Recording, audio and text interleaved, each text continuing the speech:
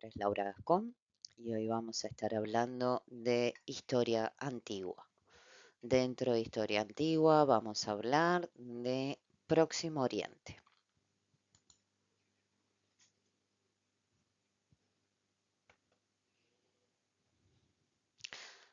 Cuando hablamos de Oriente,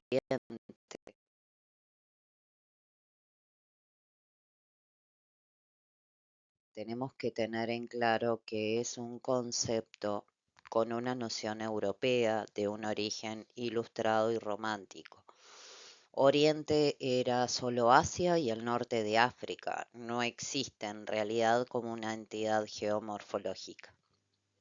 Bajo el término Oriente se esconde un conglomerado geográfico muy diverso con varios ecosistemas. Tenemos, por ejemplo, estepas desérticas, estepas cultivables, una cordillera transversal asiática, cuencas fluviales, marismas costeras, una jungla monzónica, etc.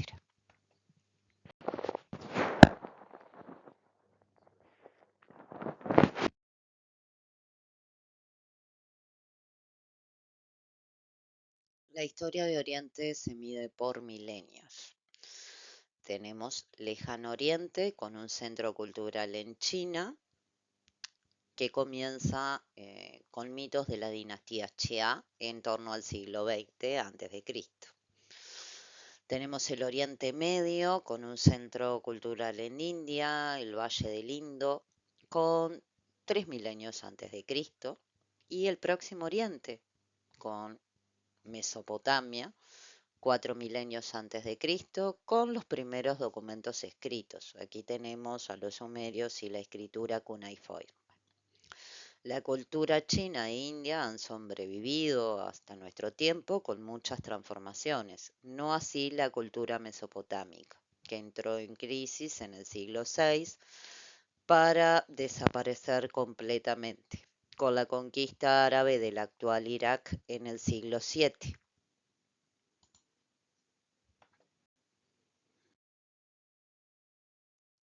Tenemos un ejemplo de la dinastía Xia en China,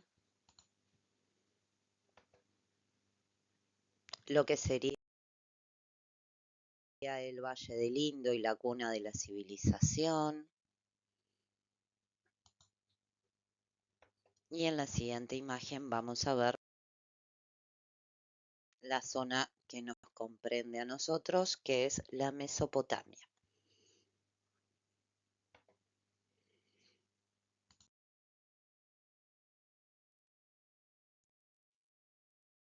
El calificativo antiguo también es una construcción conceptual de los historiadores modernos. Lejano Oriente y Oriente Medio son historias antiguas que se han definido en realidad como una analogía, comparándolo con lo que es la historia antigua occidental. Tenemos un periodo formativo, una época de florecimiento cultural clásico que acompaña una unidad política.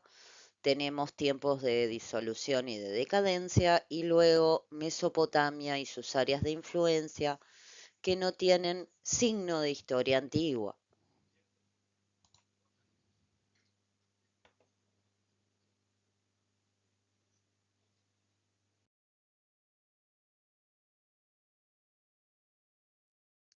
El núcleo de la cultura lo constituyen los sistemas ecológicos dentro de los cauces inferiores del Éufrates y del Tigris.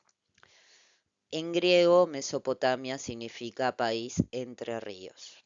A esta región fluvial, delimitada al oeste por el desierto arábico, se le añaden al este y borde este los cauces medios del Karun y del Kera, que constituyen lo que sería la antigua ciudad de Elam o Susiana.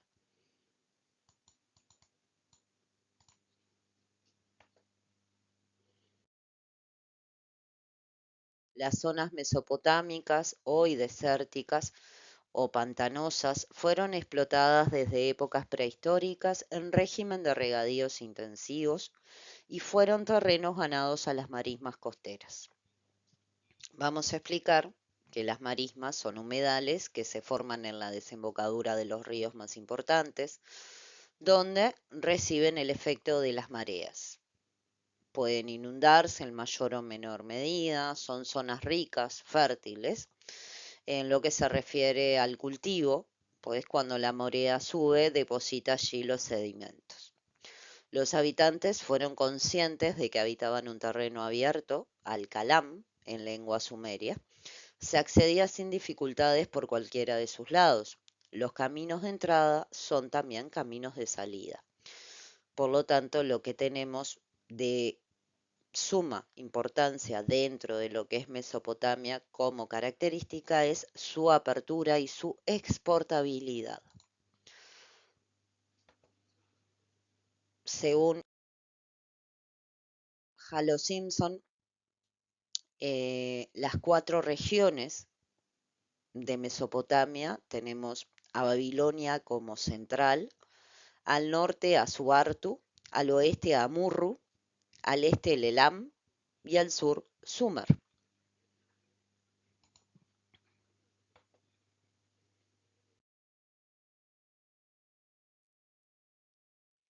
Tenemos por lo tanto un eje norte-sur que en el tercer milenio antes de Cristo tenía a Sumer al sur y a Akkad al norte, y en los milenios 2 y primero antes de Cristo a Babilonia al sur y a Siria al norte. El eje este-oeste es el Elam al este y Siria al oeste.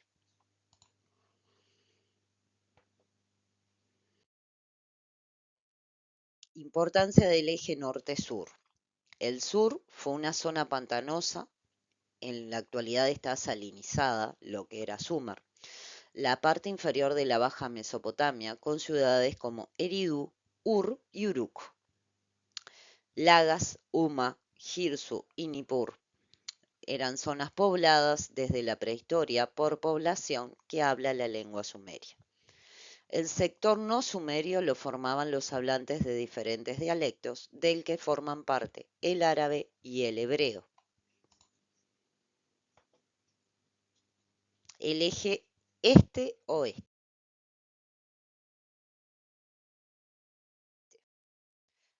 Tercer milenio antes de Cristo, tenemos el país de Akkad, la mitad superior de la Baja Mesopotamia. Albergó las ciudades de Babilonia, Kis, Sipar, con predominio de habitantes semitas. De allí la denominación del lenguaje acadio. Sumer y Akkad constituyen el corazón cultural de Mesopotamia. Babilonia se le llama a la fusión cultural e histórica de ambas regiones, siendo capital desde comienzos del segundo milenio antes de Cristo.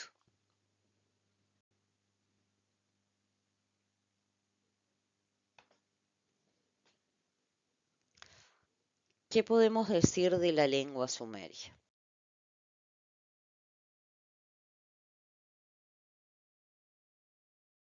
El sumerio es de tipología aglutinante, no tiene parentesco con lenguas usadas en su entorno. Esta lengua se relaciona con lenguas como el vascuence, el vasco, el húngaro, el turco, el japonés o el suajili, pero no guarda relación genética con ellas. Dejó de hablarse a fines del tercer milenio antes de Cristo. Las lenguas aglutinantes poseen morfemas claramente diferenciados que expresan un único significado. Su morfología es muy rica, lo que les permite añadir a una raíz fija una serie de afijos regulares que actúan de modificadores. Ahora vamos a ver un poquito eh, ejemplos en español de aglutinación.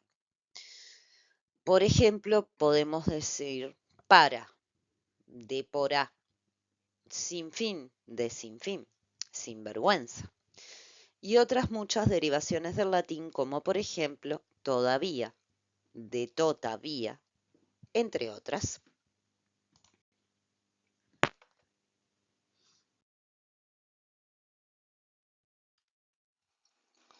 Babilonia y Asiria. Babilonia es el núcleo mesopotámico. Era tierra de dátiles, de cebada, de cerveza y de aceite de sésamo. Sus tierras debían drenarse para arrojar el excedente de agua pantanosa y necesitaban luego un riego fresco. Tiene una personalidad más cosmopolita, más de ciudad. Asiria era zona de somantos y secanos, dependiendo en gran medida de la lluvia. Culturalmente más joven que Babilonia, actuó colonizando y subyugando.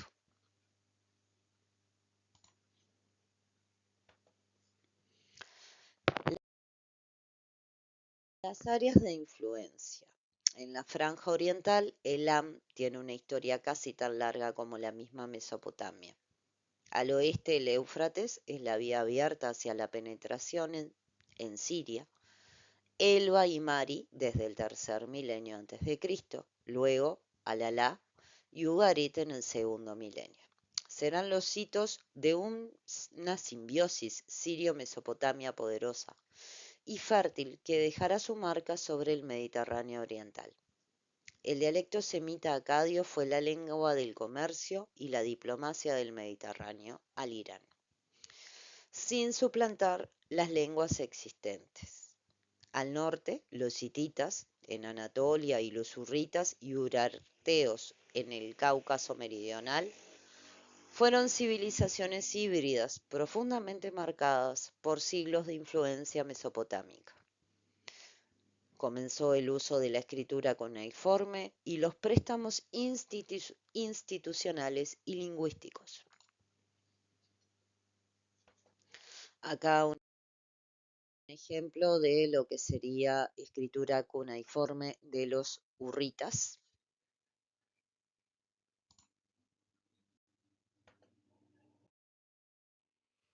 La sociedad mesopotámica supo que el presente y el futuro dependían esencialmente del pasado. Para ellos lo importante era el pasado, ya que el presente y el futuro no son sino productos suyos. La historia de la Mesopotamia es siempre obra de dioses que decretan su discurso. Todo acontecimiento del presente proviene de un previo acto de voluntad de un dios. Los textos son numerosos, presagios históricos, maldiciones, pseudo-profecías. Las malformaciones detectadas en vísceras de un animal sacrificado de manera ritual no son casualidad, sino el destino dictado en algún pasado por algún dios, algún maleficio. Ahora vamos a hablar un poquito de lo que es la cronología y la datación.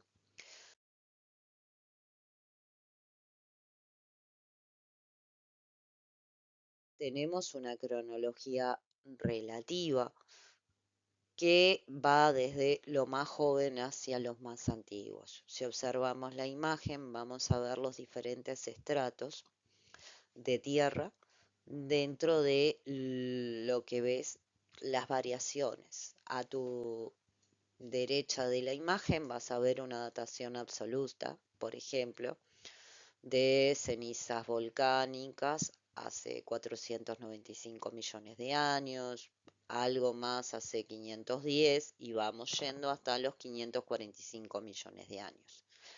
En la datación relativa vamos de lo más joven a lo más antiguo.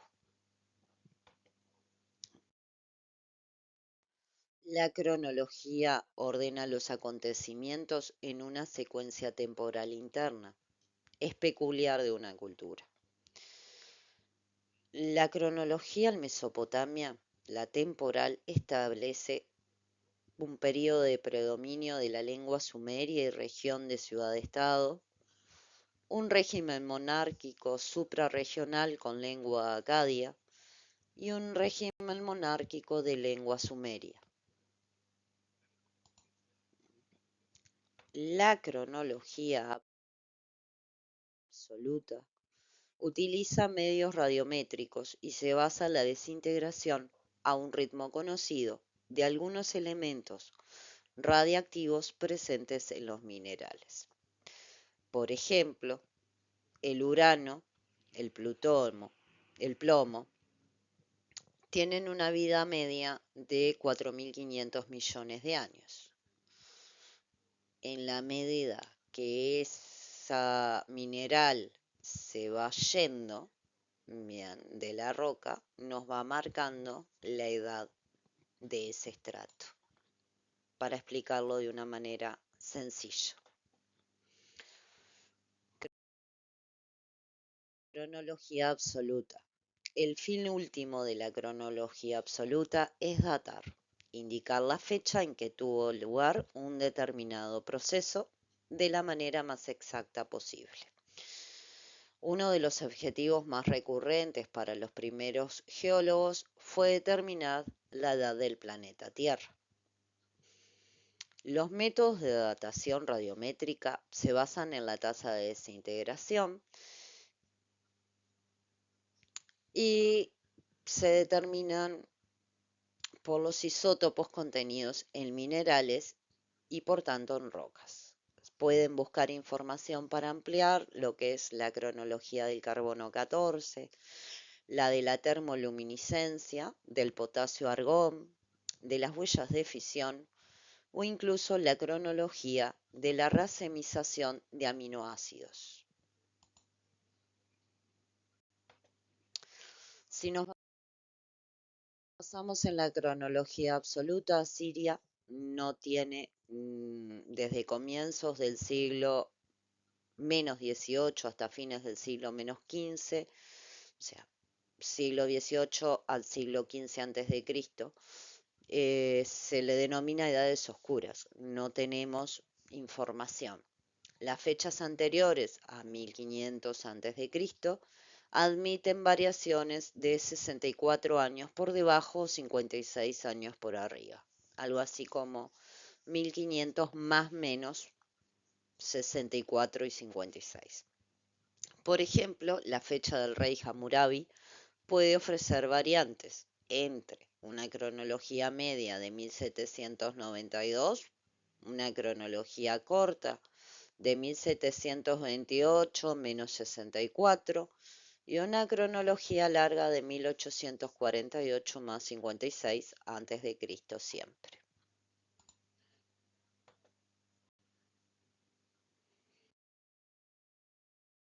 Los periodos o edades de la historia.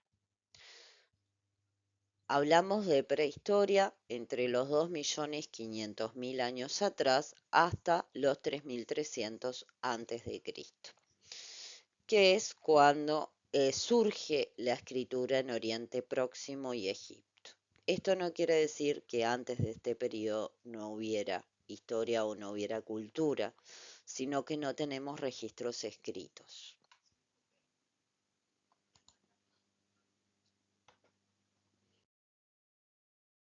La historia antigua del Próximo Oriente y de la humanidad toda comienza a finales del cuarto milenio antes de Cristo con la aparición de los primeros documentos escritos.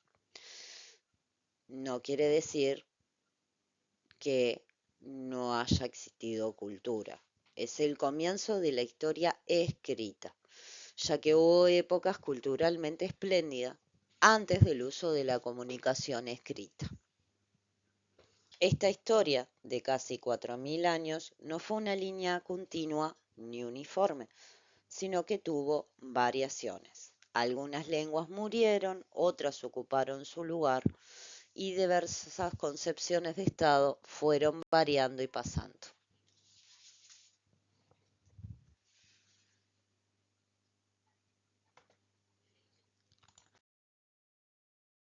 La zona donde tenemos principales archivos de escritura cuneiforme dentro de lo que es la zona de Mesopotamia.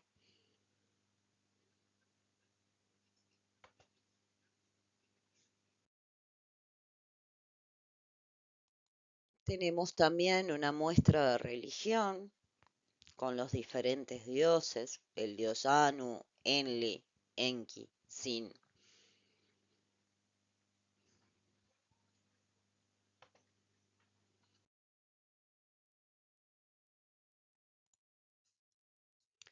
La idea de esto es presentar un pantallazo general de lo que es historia antigua.